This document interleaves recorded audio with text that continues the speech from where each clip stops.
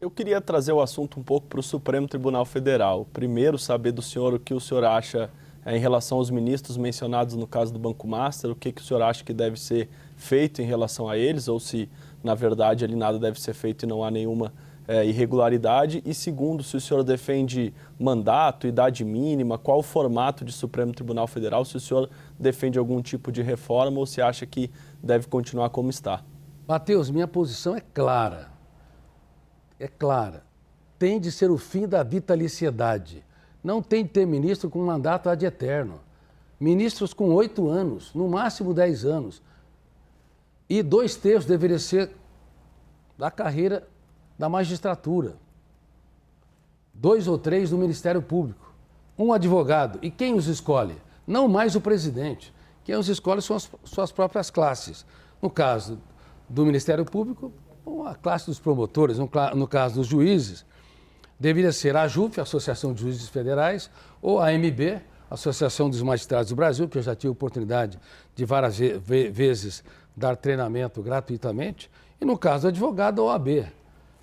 Porque, veja bem, o ministro entra com 40 anos, ele sai com 75 anos, 35 anos. Como é que pode isso? Qualquer mandato eletivo não deveria ultrapassar 8 anos, como os senadores.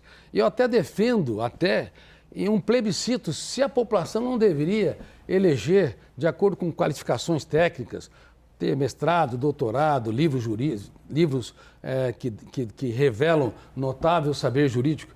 E, na minha opinião, sou claro também, deveria ser o fim da espetacularidade do voto. Porque quando você está falando para uma plateia e televisionado, o nível de estresse, o nível de abertura de arquivos mentais pode fazer com que você não tenha plena liberdade para falar e se expressar. Então, deve haver transmissão? Sim, mas não transmissão ao vivo. As partes depois têm acesso a essa transmissão para poder continuar suas peças jurídicas. Mas o senhor propõe algo como nos Estados Unidos, em que não se sabe o voto de cada um dos ministros, né? Ou só se saiba o resultado final? Eu proponho claramente, o voto deveria ser mais secreto. O Brasil tem uma espetacularidade. Olha, eu não concordo. Isso não é o pleno exercício de um pilar da democracia, que é o judiciário.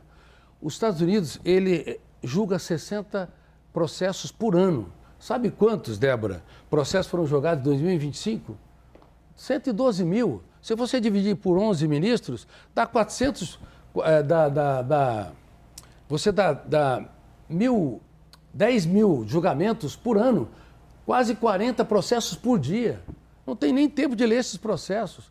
Então nós temos que reorganizar a sociedade para deixar de ser um país judicialista.